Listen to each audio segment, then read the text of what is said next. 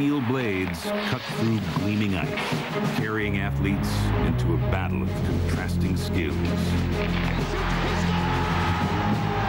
Strategy and instinct. What a save! Teamwork and independence. Elegance and brute strength. What a shot! Those carved from grit and skill are forever honored at a special place in Toronto, Canada. Here at the Hockey Hall of Fame, we celebrate the game's evolution and enduring heroes.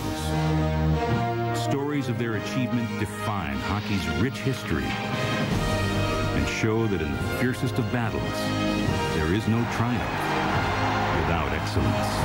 The Canadians win the Stanley Cup!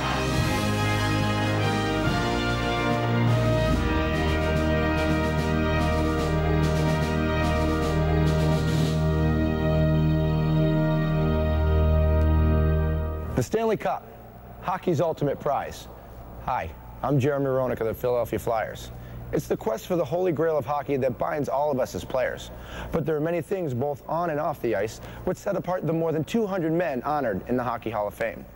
Physical attributes like speed and strength, emotional traits like guts and will.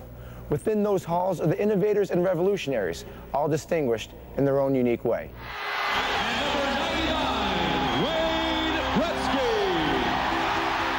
Hockey can be a grueling sport, and the rigors of the game put a premium on strength. Hockey great Gordie Howe was as strong as they come, continuing to play into his 50s, becoming a Hall of Famer in 1972. But strength isn't only measured by physical brawn. It can also be gauged through mental toughness. At 6'4", 225 pounds, trust me, Mario Lemieux cuts an imposing figure on the ice. But it's his strong will that usually leads and dominates the action. Mario Lemieux arrived on the hockey scene in 1984. Selected by the Pittsburgh Penguins as the first choice in the NHL draft, Lemieux brought with him a unique combination of size, strength, and finesse, traits that would carry number 66 all the way to the Hockey Hall of Fame.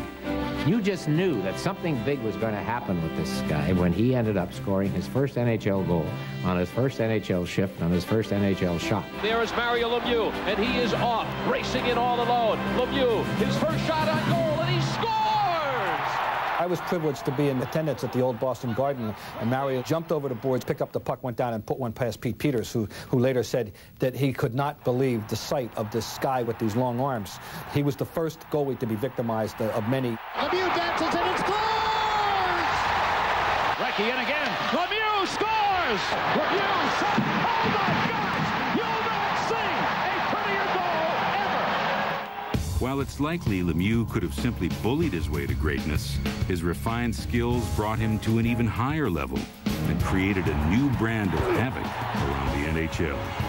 Mario Lemieux could see the ice far better than anybody else. His passes were better, his knowledge was better, his skating was better. He had just a long stride, and it didn't look like he was moving, but he was flying. Finds Lemieux on the left wing. Lemieux fires a shot, scored! Oh, what a goal! Through 6 seasons of personal success in the 1980s, Lemieux used his rare combination of force and finesse to become one of the top stars in the National Hockey League. He was the Rookie of the Year in 1984 and the league's most valuable player in 1988. He won 3 scoring titles and 3 All-Star Game MVPs, but no Stanley Cup. In 1991, the Penguins finally reached the Stanley Cup Finals against the Minnesota North Stars. Evenly matched over the first few games, Minnesota threw its best at Pittsburgh.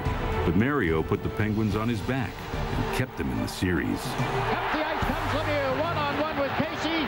Game is tied.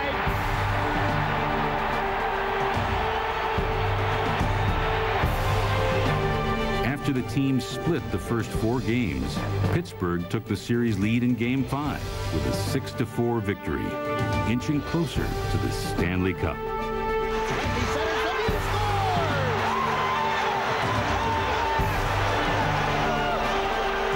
The final game was a rout, 8-0 Pittsburgh. The Penguins had won their first Stanley Cup thanks to Lemieux's 16-goal, 28-assist MVP playoff performance. The Pittsburgh Penguins, the 1991 Stanley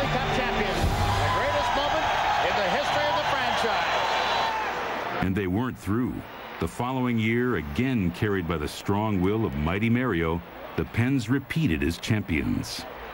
When you win Stanley Cups back-to-back like they did, then you're at the top. Then the fans respect you and respect the organization. The Penguins were now the strongest franchise in hockey, and Mario the game's strongest player. But in January of 1993, that strength would be tested to its outer limit when Lemieux and the Penguins made a stunning announcement. As you all know, Mario Lemieux was diagnosed with Hodgkin's disease. A CT scan on January 6 revealed an enlarged mass in his neck. Ahead for Lemieux would be the toughest fight of his life, the fight for his life. Stories from the Hall of Fame hockey will continue here on the History Channel. Stories from the Hall of Fame hockey on the History Channel. Mario Lemieux had entered the NHL in 1984, and 9 years later had used his strength and determination to set scoring records, garner awards, and win 2 Stanley Cup championships. But after being diagnosed with Hodgkin's disease in 1993, his legendary will would have to serve him in a different battle against a far more dangerous opponent. Every time you hear the word cancer, it's a scary thing. You know, I went back home after I saw Dr. Burke and Dr. Jones and gave me the news, and you know, on the way down to my house, could hardly drive because of the tears and crying the whole day, and that was certainly a tough day in my life. The only thing he knew about Hodgkin's disease at that time was that he had a cousin who had died from it. So a lot of bad things had raced through his mind. He was engaged to be married, and it kind of throws your world into chaos. He was going to push forward. He was going to give it a great fight. He had a lot of confidence in his doctors. It has been recommended that he undergo 4 weeks of radiation treatment. He said to me, I just want to have my life back. I want to be playing again. I want to be Mario Lemieux, the hockey player. I don't want to be Mario Lemieux, the cancer patient. In February of 1993, Mario Lemieux began 4 weeks of intense radiation therapy that would have sapped the strength of most men. Throughout, Lemieux exhibited nearly superhuman physical and mental toughness, and remarkably, a month later, he was ready to return to the ice. There was a plane waiting for him after he got off the radiation table, get in a plane, fly to Philadelphia. Got in uniform, made the warm-up. And when he came out for the warm-up, in Philadelphia, you're either a flyer or you're the enemy.